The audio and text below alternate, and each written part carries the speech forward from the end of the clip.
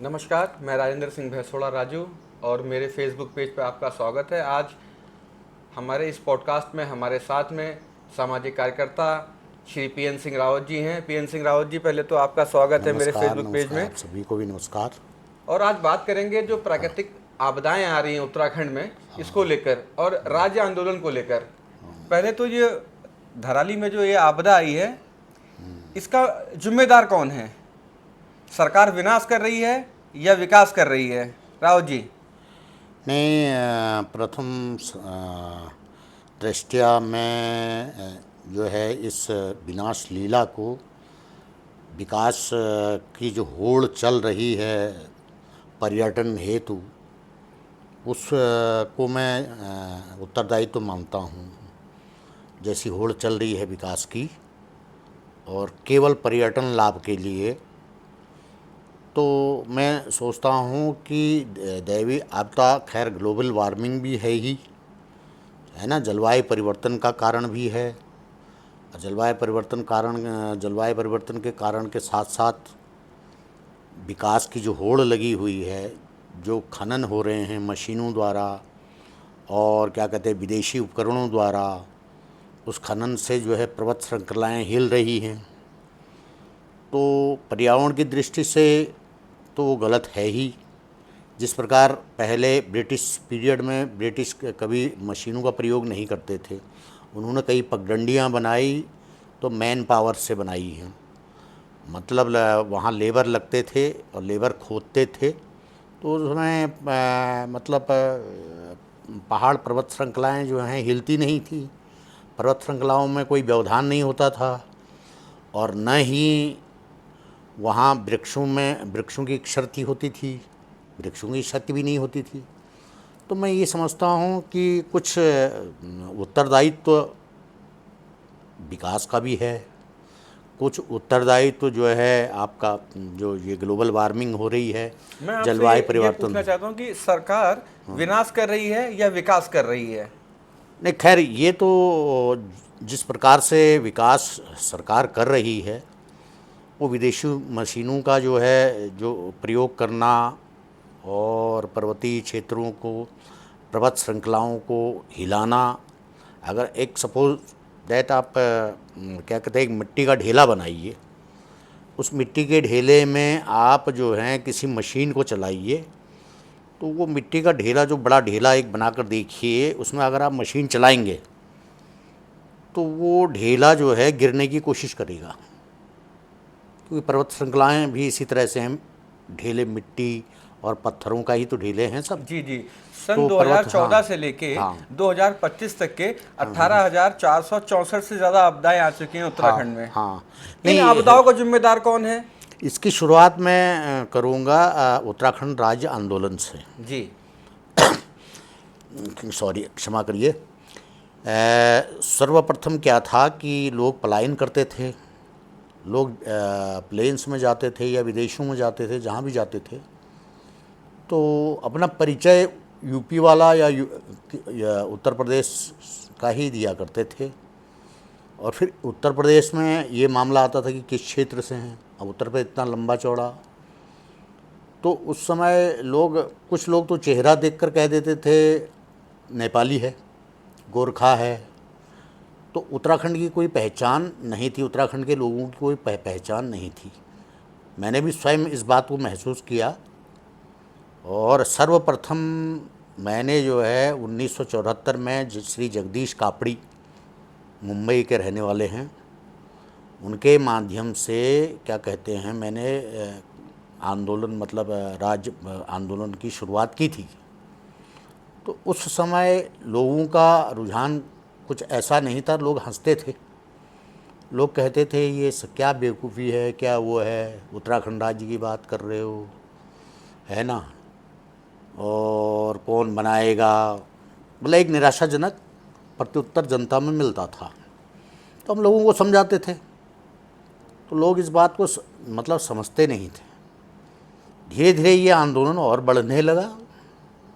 फिर बाद में वो एक क्या कहते हैं, इंद्रमण बड़ौनी जी थे, निर्दलीय विधायक गढ़वाल से, विपिन और त्रिपाठी जी थे, एक विपिन त्रिपाठी जी थे, एक काशी सिंह ऐरी जी थे, तो और एक जसवंत सिंह बिष्ट जी थे, वो निर्दलीय थे, जसवंत सिंह बिष्ट।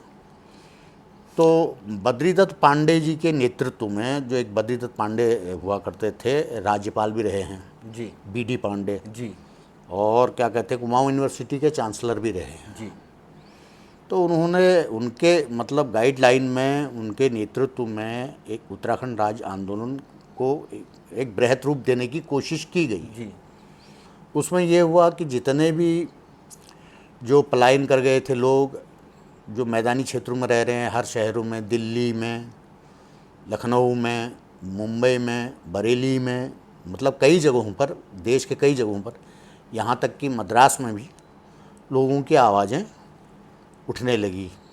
पलायन करने वाले जो लोग थे, जो मतलब शहरों में रहकर अपना रोजी रोज़गार चला रहे थे, तो उनके माध्यम से भी ये आवाज़ उठने लगी। मैं भी उस समय 1988 तक सक्रिय रहा। 1988 के बाद सरकारी नौकरी में आने के बाद फिर मैं पर्दे के पीछे से, या क्या कहते हैं सामाजिक संस्थाओं के माध्यम से ये आवाज़ उठाने लगा था। जैसे उत्तराखंड राज्य बना, हाँ, अब बनने के बाद राज्य की पहचान ये थी, हमारी जो मूलभूत आवश्यकताएं थी वो थी शिक्षा, जैविक उत्पादन और चिकित्सा। जी, अब आप रोजगार भी एक मुद्दा हुआ करता था उसमें बहुत बड़ा। हाँ, रोज़गार भी मुद्दा था, रोज़गार भी था। और एक्चुअल में क्या है कि जो हैवी इंडस्ट्रीज़ थी वो पर्वतीय क्षेत्रों में नहीं लग सकती थी, क्योंकि उससे हैवी इंडस्ट्रीज से क्या है, फिर पर्वत श्रृंखलाओं का हिलने का और क्या कहते हैं पर्यावरण का खतरा उत्पन्न हो जाता। तो वो खतरा जो है, क्या कहते हैं, एक विनाशकारी रूप ले लेता। तो छोटे स्केल में जो है, स्मॉल स्केल की इंडस्ट्रीज के लिए हमने आंदोलन में भी चर्चा की, और हमने कहा स्मॉल स्केल की इंडस्ट्रीज लगनी चाहिए रोजी रोज़गार के लिए, है ना, गृह उद्योगों को बढ़ावा मिलना चाहिए। और चिकित्सा के मामले में शायद आपको पता नहीं कि जब कोई बीमार पड़ता था तो उसको जो है खटिया में लिटाकर या डोली में बिठाकर, हाँ, या डोली में बिठाकर भी ले जाया जाता था, खटिया में बिठाकर। जब तक वो मुख्य मार्ग पर लाते थे तो आधा स्वास्थ्य तो उसका वैसे ही गिर जाता था। और हॉस्पिटल ले जाते, अब हॉस्पिटल कहाँ ले जाते, प्राथमिक चिकित्सालय, वहाँ एक कंपाउंडर होता था, ज़्यादा से ज़्यादा एक स्वीपर होता था, वही डॉक्टर होता था, वही कंपाउंडर होता था, और वही नर्स होता था। आज भी पहाड़ तो में, आज भी स्वास्थ्य हाँ, के मामले में पहाड़ की यही स्थिति है। हाँ, यही स्थिति आज भी भले देखने को इनके पास मिलती है। इंफ्रास्ट्रक्चर होगा, जैसे अल्मोड़ा में मेडिकल कॉलेज बना दिया, इंफ्रास्ट्रक्चर है, बिल्कुल, हाँ हाँ, तो डॉक्टर्स नहीं है। डॉक्टर्स नहीं अगर है, डॉक्टर्स हैं तो नर्स इक्विपमेंट नहीं है उनके पास। इक्विपमेंट नहीं है। तो आज भी अगर मुझे लगता है कि दुरांत इलाके में, बागेश्वर में, सोमेश्वर में, कपकोट में, भराड़ी में अगर किसी को हार्ट अटैक आता है तो हल्द्वानी पहुंचते पहुंचते उसकी मृत्यु हो जाती है। अब क्या होता क्या है मैं बताऊंगा। होता क्या है, प्राथमिक चिकित्सा केंद्र में ले जाते हैं, उधर अरे यहाँ क्या लाओ, यहाँ कुछ है नहीं, वो तो रिसर्च सेंटर है। हाँ, आप रानीखेत जाइए। अब जैसे गढ़वाल वालों को कह दिया जाता है आप देहरादून जाइए, देहरादून वाले कहते हैं आप दिल्ली जाइए। अब तो खैर एम्स बन गए हैं अभी, अब कुछ थोड़ा सा एक एम्स बना है उत्तराखंड में, ऋषिकेश में जी। तो वो एम्स में रेफ़र कर देते हैं। तो थोड़ा बहुत संभावनाएं, जो अगर रास्ते में बच गया, क्योंकि लंबा रास्ता है जी, तो लंबा रास्ता होने के कारण शीघ्र स्वास्थ्य लाभ नहीं मिल पाता, चिकित्सा नहीं मिल पाती, तो वे लोग जो हैं रास्ते में ही दम तोड़ देते हैं। या जो पहुंच गए तो उनको थोड़ा बहुत स्वास्थ्य लाभ अभी एम्स में अब मिलने लगा है, पहले के बजाय। और एक तथ्य मैं बताऊंगा, जो महिलाएं प्रसवग्रस्त होती थी, प्रसव पीड़ा होती थी उनको, तो वहाँ क्या होता था कि लोकल जो महिलाएं हैं, जो जानकार होती थी प्रसव कराने में, तो वो जो हैं कराती थी प्रसव। अब उसमें कोई गारंटी नहीं कि ये प्रसव कराने के बाद ये बच्चा जीवित रहेगा या शिशु दर में शिशु दर जो शिशु मृत्यु दर है उसमें उत्तराखंड जो है सबसे अव्वल रहा है शिशु मृत्यु दर में। जी। शिशु मृत्यु दर में काफ़ी वृद्धि होती रही, तो शिशु मृत्यु जो है बढ़ती गई इस तरह से, क्योंकि संसाधनों का अभाव रहा। बीच में सरकार ने कुछ योजनाएं चलाई थी, जैसे वो आशा क्या कुछ कहते आशा हैं, बहुएं थी, आशा बहुएं, ये वो उनके पास भी कुछ ऐसे संसाधन तो थे नहीं। वो एक कार्ड बनाते थे, पूछते थे कैसा है तबीयत। नहीं, मेरे कई ऐसे रिलेटिव हैं जिनकी रात के 12-1 बजे तबीयत खराब होती थी, तो आखिरी में उनको हल्द्वानी ही लेके जाना पड़ता था। अगर वो रास्ते में बच गए तो उनका कुमाऊं क्षेत्र की बात आप अगर पूछें तो यही होता है। अगर शालदेह में या वहाँ से वो भिकियासैन रेफ़र कर दिया जाता है, भिकियासैन वाले रानीखेत रेफ़र करते हैं, रानीखेत से फिर सीधा सुशीला हल्द्वानी। अच्छा, वो सुशीला तिवारी जी जो हैं, सुशीला तिवारी जी जो हॉस्पिटल है, तो वो हॉस्पिटल अगर थोड़ा सीरियस केस हुआ तो वो कहते हैं भैया दिल्ली ले जाओ या बरेली ले जाओ, तो बरेली रेफ़र कर देते हैं। तो पता चला कि वो क्या नाम है, रेफर में ही पेशेंट की मृत्यु हो जाती आगे है। उधम सिंह नगर के आगे बरेली जो राममूर्ति मार्ग है ना जी, तो वहाँ वो जो है रोगी दम तोड़ देता था जी।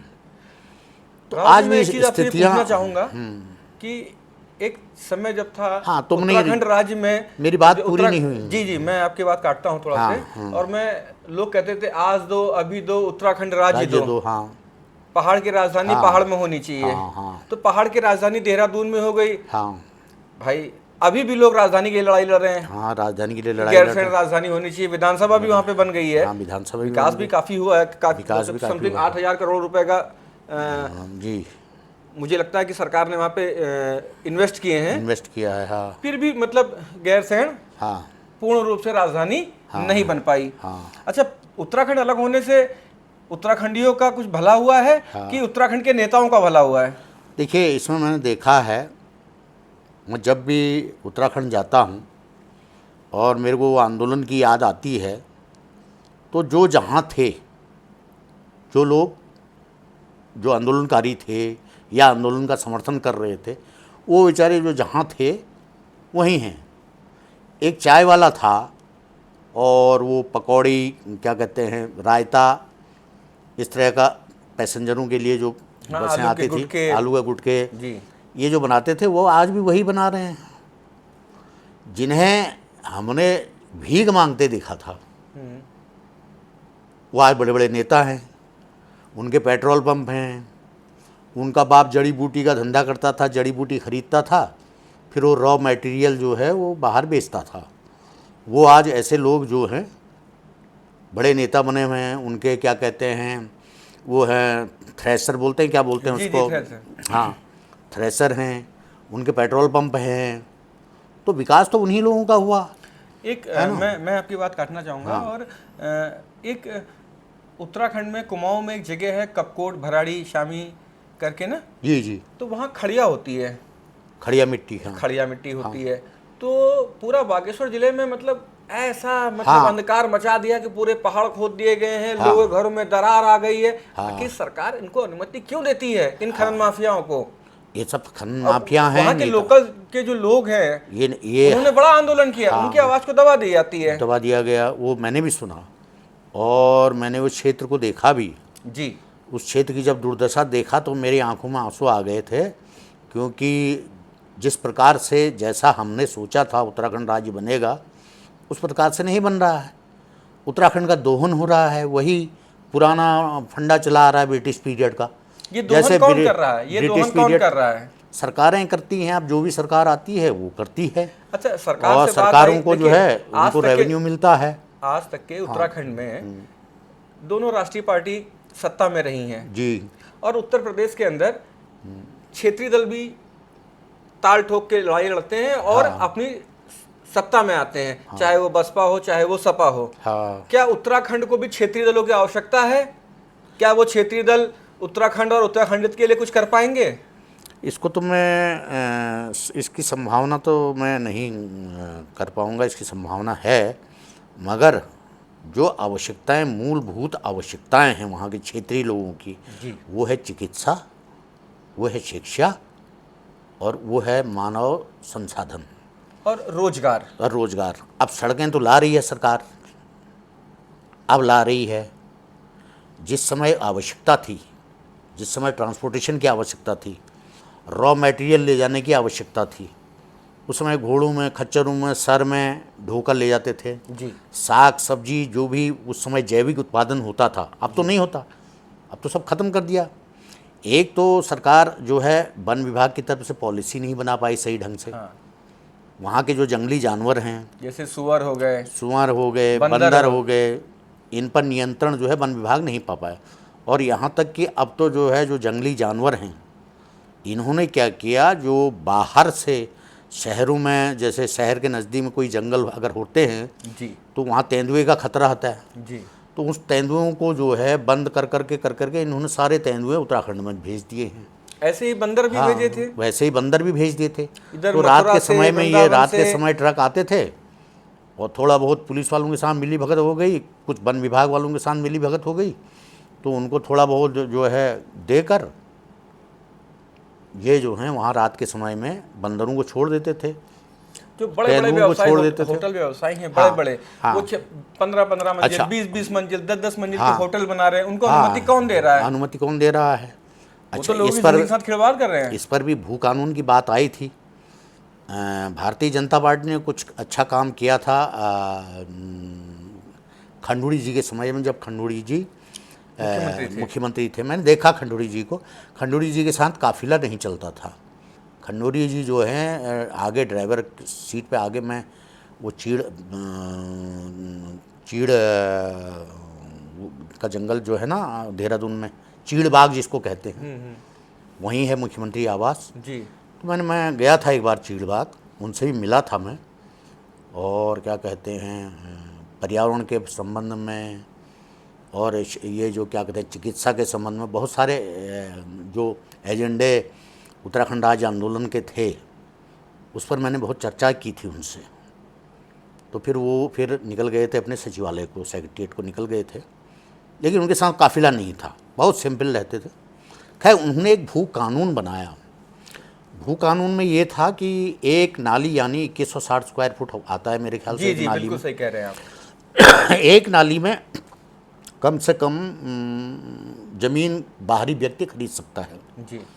तो लोगों ने, वहाँ के स्थानीय भू माफियाओं ने, उन्होंने गांव वालों के ही दाम जो है, या क्या कहते हैं लोगों के अन्य नामों से एक एक नाली खरीद ली। अब वो भू माफिया क्या करते थे, 5 नाली तो ज़मीन उसको बेच देते थे, गांव वालों से औने पौने दाम में ख़रीदते थे, और सोने के दाम में जो हैं, जो क्या कहते हैं वहाँ जो बाहर के लोग आते थे, रिसोर्ट्स बना रहे हैं और होम स्टे बना रहे हैं, तो उनको जो है मतलब सोने के भाव बेच देते थे। बिल्कुल ठीक कह रहे हैं, मैंने देखा भी है ये चीज़। हाँ। भीमताल के पास में, भवाली के पास में, शामखेत के पास में, हाँ। और नकुचिया ताल के आसपास में मैंने देखा है हाँ। कि जिनकी ज़मीनें हैं वो आज 10-10 रुपए के पन्नी में आड़ू, बेड़ू, खुमानी बेच रहे हैं। हाँ। और उन्हीं की ज़मीनों पे बड़े बड़े उद्योगपति अपना रिजॉर्ट, होटल खोले बैठे हैं। हाँ। उनको शराब की लालच दे के, शराब पिला के, बरगला के उनकी ज़मीनें अपने नाम करा ली कम पैसों में। हाँ, जी जी। ये पहाड़ के साथ बड़ा गलत हुआ है। गलत तो अभी भी हो रहा है, गलत तो अभी भी हो रहा है। अब भू कानून में ये कहा गया था कि हिमाचल प्रदेश के तर्ज पर भू कानून बने। जी। तो हिमाचल प्रदेश के तर्ज पर भू कानून नहीं बन पाया। जी। ये भी उस भू कानून को बनाने में असफल रहे क्या कहते हैं धामी जी। जी। काम तो अच्छा कर रहे हैं, लेकिन जो है जो रियल में काम करना चाहिए था वो काम वो नहीं धरातल कर पे पा नहीं हो रहे रहा हैं। है। हाँ, क्योंकि इनके कुछ नवरत्न भी हैं। मुझे ऐसा लग रहा है इनको करने नहीं दिया जा रहा है, जी। काम नहीं करने दिया जा रहा है। जो नवरत्न हैं, उन नवरत्नों में से कुछ तो भ्रष्ट हैं, तो इनको जो है काम नहीं करने दे रहे हैं सही ढंग से। तो इन्होंने भी वही जो भू कानून की आवाज़ उठी थी, और वो भी हिमाचल प्रदेश के तर्ज में। हिमाचल प्रदेश में क्या है कि कोई भी यदि ज़मीन लेता है तो वो लीज पर लेता है, जैसे 40 साल की लीज, 30 साल की लीज, 90 साल की लीज, जैसा जैसा मतलब जी जी जी वो देना चाहें किसान, तो वो अपनी ज़मीन देता था। उस ज़मीन पर जो है उसमें एग्रीमेंट होता था, उस ज़मीन पर जो है या तो रिसॉर्ट्स बनते थे या पर्यटन स्थल बनता था, तो उसको लीज का पैसा किसान को मिलता था सालाना, तो थोड़ा लीज से आय होती थी उसको। और मैंने हाँ। देखा है ना, पहाड़ के लोग अभी बीच में तकरीबन कुछ साल पहले अंकिता भंडारी वाला जो हाँ ये सुनिए, वो कृत्य अंकिता, हुआ था। वो बात उसको हम बाद में बोलेंगे, लेकिन ये अभी पूरा नहीं हुआ है भू कानून वाला। जी तो भू कानून में मैं भी देहरादून गया था, जी मैं भी माननीय मुख्यमंत्री जी से मिला था, जी धामी जी से। जी तो पहले तो मैंने बधाई दी थी उनको मुख्यमंत्री बनने की, जो दोबारा मुख्यमंत्री बने थे। जी तो उस पर मैंने चर्चा की थी, उन्होंने कहा ऐसा है इस समय मैं व्यस्त हूँ, फिर कभी इस पर चर्चा करेंगे। वैसे चर्चाएं हैं, डेलीगेशन आ रहा है, जी भू कानून के जो जो डेलीगेशन बने हुए हैं, जो जी संस्थाएं बनी हुई क्षमा कीजिएगा, जी वो संस्थाएं जो हैं क्या कह रहे हैं, आवाज़ उठा रही हैं, इस पर हम विचार कर रहे हैं। तो विचार क्या हुआ, उन्होंने जो है वो आनंद फानन में मुझे लग रहा है वही खंडूड़ी जी वाला जो कानून था वही लागू कर दिया। अब उससे क्या फ़ायदा, वो कानून संतोषपूर्ण नहीं है। जबकि कहा गया था कि हिमाचल प्रदेश के तर्ज पर, हिमाचल प्रदेश में देख लीजिए आप, किसी के अपने परमानेंट जो है बाहरी व्यक्तियों के होटल तो हैं, लेकिन उस होटल की वो जो क्या कहते हैं किसान है, उस कृषक को लीज पर वो पैसा देते हैं। मतलब ये उस हवा हवा ही हाँ चल रहा है। हाँ ये सरकार के कुछ हाँ। जयचंद हैं जो लाभ देखिए, उठा रहे हैं। सरकार कोई भी हो, नेशनल लेवल की सरकारें आती हैं वहाँ, और क्या कहते हैं राष्ट्रीय स्तर की दो ही सरकारें हैं वहाँ, एक भारतीय जनता पार्टी है, एक कांग्रेस है। अब कभी कांग्रेस आई, कभी भारतीय जनता नहीं, अगर पार्टी कांग्रेस की अगर बात करेंगे तो जब तक कि हाँ। पंडित नरेंद्र तिवारी जिंदा थे तो इंडस्ट्री लाने में उनका बहुत बड़ा योगदान था। नहीं नहीं, चाहे वो पेपर मिल फैक्ट्री हो, वो चाहे वो रुद्रपुर में वो तो जब उत्तर प्रदेश के भी स्कूल हो। मुख्यमंत्री थे, जी, तो उन्होंने काशीपुर को विकसित किया। काशीपुर विकसित किया। हाँ, रुद्रपुर में काशीपुर जब को, उत्तराखंड के मुख्यमंत्री बने रुद्रपुर, तो रुद्रपुर को भी वो विकसित किया। और एक बात और बता दूं आपको, जी वहाँ पर पर्वतीय लोगों को उस समय जंगल था, क्या कहते हैं, काफ़ी उसको कृषि योग्य भूमि बनानी थी। जी तो उन्होंने, तिवारी जी ने कहा कि ये जो भूमि है इसमें आप लोग काम करिए और क्या कहते हैं अनाज उगाइए, जैविक अनाज, क्योंकि वो भौगोलिक स्थिति ऐसी है उसकी, जो पर्वतीय क्षेत्रों से जो पत्ते, सड़े उड़े पत्ते हैं, खाद है, वो सब बहकर जो है वहाँ आती है। तो वो मिट्टी इतनी उपजाऊ हो गई कि वहाँ उन्होंने कहा यहाँ कृषि की संभावनाएं बहुत अच्छी हैं। जी तो लोग आए, ऐसा नहीं कि नहीं लोग आए वहाँ, उन्होंने क्या कहते हैं कृषि का उत्पादन भी किया, लेकिन लोग बीमार पड़ने लगे, मलेरिया वलेरिया जैसे, मच्छर वच्छर काटते थे। पर्वतीय क्षेत्रों में तो मच्छर होते नहीं थे, है ना। तो मैं आगे बढ़ाते हुए बोलूँगा, तो वहाँ पर पर्वतीय लोग छोड़कर जाने लगे, मतलब मलेरिया हो जाता था उनको, वो झेल नहीं पाए उस चीज़ को। तो उतने में जो है पंजाबी मूल के हमारे सिख भाई आए, तो उन्होंने काफ़ी अच्छा कार्य। नहीं, सिख मूल के जो भाई आए थे हाँ। वो तो मुझे लगता है रिफ्यूजी हैं। जब हाँ। हमारा 1947 में नहीं, हमारा देश आज़ाद हुआ। रिफ्यूजी वाली बात अलग है, मैं बता रहा हूँ, उस पर भी मैं आ रहा हूँ। रिफ्यूजीज, जी, इन्होंने जो हैं कुछ रिफ्यूजीज थे पंजाब से जो आए हुए थे, लाहौर से थे, लाहौर से थे, इनसे थे, तो इनको भी फिर सिंध से हाँ, थे।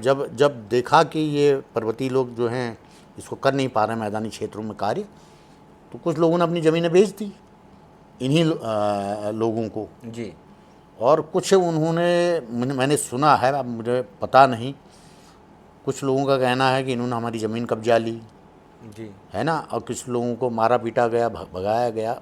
अब ये कहाँ तक सत्यता है, ये तो जांच का विषय है, ये जांच हो भी नहीं सकती, अब बहुत पुरानी बात हो गई है। मैं आपसे एक चीज़ पूछना चाहूँगा राव जी कि ये बताइए, जो पहाड़ों में इतने बड़े बड़े होटल खुल गए हैं, हाँ 6-6 मंजिला 7-7 मंजिला बड़े बड़े रिजॉर्ट पहाड़ों को खोद के बना दिए गए हैं, हाँ कौन देता है उनको अनुमति? हाँ, इसमें जो है सरकार की नीतियाँ जिम्मेदार हैं। सरकार को चाहिए था पहले, क्या ये मानक के अनुरूप वहाँ भू ये परीक्षण होटल्स, हो, ये रिजॉर्ट, मानक तय सब- नहीं किए गए हैं। जी मुझे तो नहीं लगता कि मानक तय किए गए हैं। मानक की जगह मुझे ऐसा लग रहा है कि वहाँ पैसा चल रहा है ना। जी पैसा जो है बड़े बड़े उच्चाधिकारियों को इनको पैसा देकर मन मर्जी। पहले उसका जो है भूमि का जो है क्या कहते हैं भू परीक्षण होना चाहिए। ये क्या कहते हैं कहीं वो क्षेत्र तो नहीं जिस क्षेत्र में भूकंप आता हो। और भूकंप ग्रसित क्षेत्रों में जो अंग्रेज़ों ने मकान बनाए थे वो 2 मंजिले से तीसरी मंजिल तक नहीं बनाए थे जी। उनका। मैंने पुराने बंगले देखे हैं अंग्रेज़ों के जंगलों में। जी। जब विशेषकर बांझ के जो जंगल होते थे, बांझ के वृक्ष, ओक ट्री जिसको कहते हैं जी। तो वो वाटर ऑफ रिसोर्सिंग का काम भी करते हैं, वो प्रतिबंधित वृक्ष हैं, है ना। तो उनको जो है ये कोई नीति सरकार ने निर्धारित नहीं की। अब वहाँ जो हैं वो कंक्रीट के जंगल बनने लगे हैं। अब कंक्रीट के जंगल बनने में तो कुछ लोड तो कंक्रीट का पड़ेगा ही पड़ेगा नीचे भूमि पर, है ना। भू परीक्षण होना चाहिए था पहले कि यहाँ पर जो है 3 मंजिला या 4 मंजिला या 5 मंजिला मकान टिक पाएगा या नहीं टिक पाएगा, इसका आधार कैसा होगा, ये भूकंप रोधी होगा।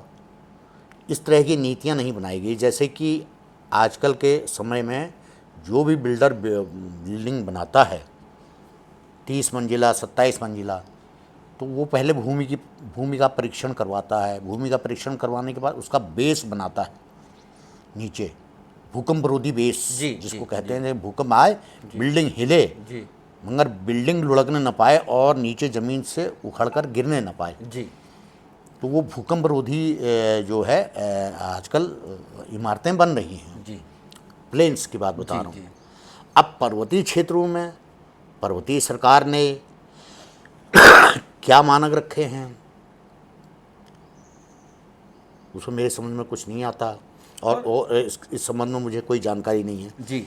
अच्छा, अब यहाँ जो पहाड़ है के लिए जी क्या क्षेत्रीय दलों को आगे आना चाहिए और पहाड़ के लोगों को क्षेत्रीय दल की मदद करनी चाहिए? क्षेत्रीय दल आगे आए थे, ऐसा नहीं है कि क्षेत्रीय दल नहीं आए आगे। जैसे उत्तराखंड क्रांति दल एक उदाहरण है जी। उसी ने जो है राज्य दिलवाने में, राज्य आंदोलन में अपनी सक्रिय भूमिका निभाई थी। अहम भूमिका थी उसकी जी। बहुत अहम भूमिका उसने निभाई जी। तो उसमें क्या हुआ था, वो पार्टी तोड़ दी गई जी। 2 भागों में बांट दी गई, एक काशी सिंह ऐरी वाली जी, एक विपिन त्रिपाठी वाली। तो 2 गुट हो गए, 2 गुट हो गए तो वो उत्तराखंड क्रांति दल टूटने लगा जी। अच्छा, उधर जो है जसवंत सिंह बिष्ट शायद उस समय वृद्ध हो चुके थे जी।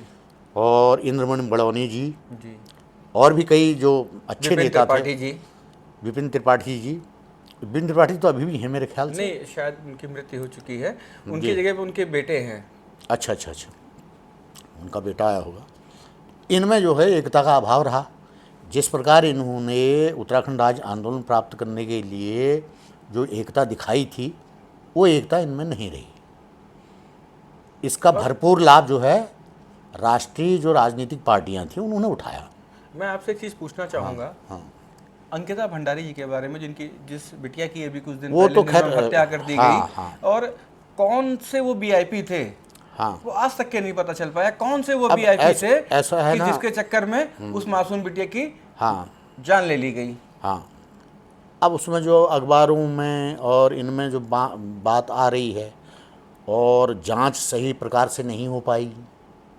एसआईटी का गठन भी किया गया था। एसआईटी का गठन किया गया था। एसआईटी का गठन करो या ना करो, उत्तराखंड में मैं नहीं समझता हूँ कि एसआईटी इतनी सक्सेसफुल है जी। सीबीआई जांच होनी चाहिए थी। बिल्कुल। सीबीआई जांच में जो है दूध का दूध पानी का पानी हो जाता जी। अब उसमें कोई कह रहा है क्या कहते हैं सत्ताधारी किसी नेता के लड़के का हाथ था।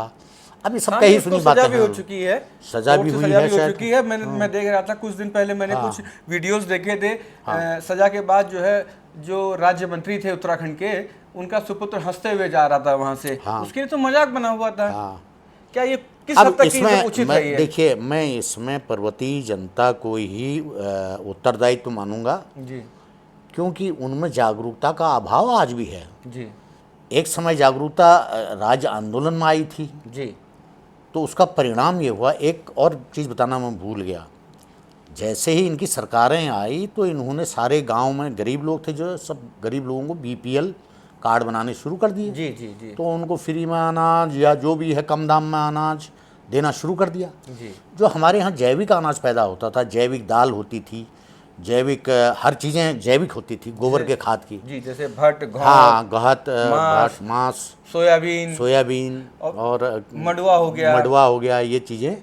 और कई मैं तो भूल रहा हूँ कि एक हम लोग छोटे थे हाँ। तो हमारे यहाँ झुंगरा होता था। हाँ, क्या उसका भात बनता कहीं था, क्या कहीं उसकी कहीं खीर बनती थी। कहीं कहीं झोखर बोलते हैं उसको, अलग अलग भाषाएं हैं। जी जी जी क्योंकि उत्तराखंड में जो है कदम कदम पर भाषाएं बदलती हैं। जी जी जी तो वो जो हैं वो जैविक अनाज पैदा करना बंद हो गया। जी। अभी अब ये- कुछ दूर दराज इलाकों में है। मैं उनको बार बार प्रणाम करता हूँ, वो मेहनत करते हैं। धान की रुपाई पर वो कुछ पहाड़ी गाने भी बने हैं। जी, आओ जोरा रोप लो लगुना। गोला, हाँ, एक गाना है ना। जी जी है, बिल्कुल है। हाँ, आज भी रुपाई होती है और जैविक धान पैदा होता है। जी, मैं राव जी, हमारे पास समय बहुत कम है और मैं आपसे एक आखिरी प्रश्न करना चाहूँगा। आप पहाड़ को क्या, मतलब पहाड़ के लोगों से, उत्तराखंड से क्या कहना चाहेंगे कि जिस तरीके से विनाश हो रहा है, ये विनाश रुक सके। देखिए, मैं बताता हूँ, कोई भी राज्य हो, कोई भी जिला हो, कोई भी देश हो, जी वो उसके नागरिक पर निर्भर करता है। जी अगर उसका नागरिक जागरूक है जी और उसमें थोड़ा बहुत बुद्धि नाम की अगर कोई चीज़ है, जी तो वो उस देश को जो है बहुत अच्छा बना देता है। जी जैसे पश्चिमी देशों में देखिए अनुशासन है, जी कूड़ा वो कहीं नहीं फेंकते हैं। जी कूड़ा निष्पादन का उन्होंने एक बढ़िया संसाधन जुटा रखा है। जी जी जी अब यहाँ तो जो है नागरिक स्वार्थी जी है ना, मैं, मेरा, मुझको। जी और दूसरा एक सबसे कमजोरी ये है नागरिकों में जी कि सूर्य अस्त तो वहाँ का क्षेत्रीय जनता मस्त। अब वो क्या कहते हैं, लालच के मारे बाहरी लोग आते हैं, लालच के मारे उनको है वो कच्ची शराब का जो है वो पकड़ा देते हैं। जी और जो अच्छे लोग हैं वो अच्छी शराब पीते हैं, जो गरीब लोगों को पकड़ा देते हैं और उसी में वो मस्त रहते हैं। तो उनका जो मस्तिष्क है वो जागरूकता में नहीं है जी और न ही वो जो है उत्तराखंड को विकसित करने में उनका क्या कहते हैं कोई रुझान है। आप क्या संदेश देना चाहेंगे उत्तराखंड वासियों को? मैं तो उत्तराखंड वासियों को यही संदेश देना चाहूँगा कि जब उत्तर प्रदेश में उत्तराखंड राज्य था, उत्तर प्रदेश में था, जी तो लहलहाती फसलें दिखती थी, पशुधन होता था, जी है ना, और दूध जो है दूध बिकता था। जी हर तीसरी दुकान दूध के कढ़ाओं की होती थी। जी तो वो चीज़ें अब नहीं हैं, अब ख़त्म हो गई। तो उनको अपने पुराने जो पूर्वजों की प्रेरणा लेकर वो पुनः इसको स्थापित कर सकते हैं। ऐसा कुछ नहीं है। एक रौतों की वेली है, जी मेरे ख्याल से मुनस्यारी के अगल बगल में। जी एक समय में उनका दूध आता जाता था। जी अब वो दूध में उस समय दूध ही पेशकार होता था, पकड़ धकड़ होती थी। उन्होंने कहा हम दूध क्यों बेचें फिर, तो उन्होंने दूध बेचना बंद कर दिया। उन्होंने पनीर बनाना शुरू किया। अब इतना स्वादिष्ट पनीर वो देहरादून से नीचे जा ही नहीं पाता। जी वो पनीर खरीद लेते थे देहरादून में ही, इतना ग्राहक आ जाते। बोला और रौतूंगी बेली वाला पनीर चाहिए। अब एक दिन वहाँ कोई टूरिस्ट चला गया, वो था इंडस्ट्रियलिस्ट कोई, तो उसने कहा ये पनीर हमको विदेश में चाहिए। आज वहाँ जो है पनीर गांव वालों का वो विदेश में भेजते हैं और वो वहाँ पर लड़की उस लड़के को तभी मिलती है, वहाँ पशुधन देखा जाता है कि इनके पास कितनी गायें हैं, 20 गायें हैं, 30 गायें हैं। तो वैसे ही उस लड़के को जो है रिश्ता मिलता है और शादी करने के लिए लड़की मिलती है। मैं आपसे आजकल का समय तो उसकी प्रेरणा लेनी चाहिए लोगों जी को। आजकल पशुधन नहीं, मनुष्य धन देख कर शादी होती है पहाड़ में। हाँ, अब मनुष्य धन, अब देखिए ये गलत राह पर चले गए हैं जी। एक तरफ तो जो है पर्वतीय लड़का जो है अब वो नेपाल से शादी कर रहे हैं, पर क्यों लड़कियां नहीं मिल रही हैं? उसका मुख्य कारण क्या है? शर्तें रख देते हैं पर्वतीय लड़के के लिए। आप जो है सरकारी नौकरी होनी चाहिए और ज़रूरी है क्या देहरादून में या हल्द्वानी में या मैदानी क्षेत्र में प्लॉट होना चाहिए? क्यों भाई, इतनी सारी ज़मीन तुम्हारे पहाड़ों में पड़ी है, तो वहाँ भी बढ़िया फर्स्ट क्लास अच्छा पैसा अगर है आपके पास तो एक अच्छी कोठी बना सकते हैं आप बिल्कुल वहाँ, बिल्कुल बिल्कुल ठीक बात है ना, एक बिल्कुल ठीक बात है। आधुनिक संसाधनों वाली कोठी बना सकते हैं। जी जी तो ये इसका मतलब क्या हुआ कि आप वहाँ तभी लड़की मिलेगी। अच्छा, फिर वही शर्त रखने वाले, अब वैसे बुराई नहीं करूँगा मैं, ये बुराई वाली बात भी आ जाएगी। जी मैं उत्तराखंड की अस्मिता से खिलवाड़ करना नहीं चाहता, जी क्योंकि मैं उत्तराखंड आंदोलनकारी 1974 का रहा हूँ, हाई स्कूल में फेल हो गया था, जी है ना। आज मुझे कोई पूछता भी नहीं जी जी कि ये 1974 का आंदोलनकारी रहा है। जी जी जी ऐसे उस समय तो आप लोग शायद पैदा भी नहीं हुए जी जी होंगे, जी बिल्कुल ठीक बात है। है ना। तो मैंने भी कोई ज़्यादा रुचि नहीं रखी कि मेरे को आप ये करिए वो करिए, और मेरे पास कोई प्रूफ भी नहीं है। हमने प्रूफ रखने के लिए या फ़ोटो खिंचवाने के लिए उत्तराखंड राज्य आंदोलन नहीं किया, जी लेकिन बहुत लोगों ने किया होगा, तो उन्होंने अब उनके जो सहयोगी हैं वो हैं, सब वो लाभ ले रहे हैं, चाहे उन्होंने उत्तराखंड आंदोलन किया नहीं किया, उनको पेंशन मिल रही है। जी राउत जी, इस वक्त आप हमारे स्टूडियो में आए, हाँ अपना महत्वपूर्ण समय दिया, हाँ, उसके लिए आपका हृदय से आभार, आपको भी धन्यवाद, आभार, और नमस्कार। सभी दर्शकों को भी मैं आभार प्रकट करता हूँ कि मुझे समय दिया आप लोगों ने, जी और बोलने का, अपने उद्गार प्रकट करने का अवसर दिया। जी उसके लिए बहुत बहुत धन्यवाद। धन्यवाद, नमस्कार।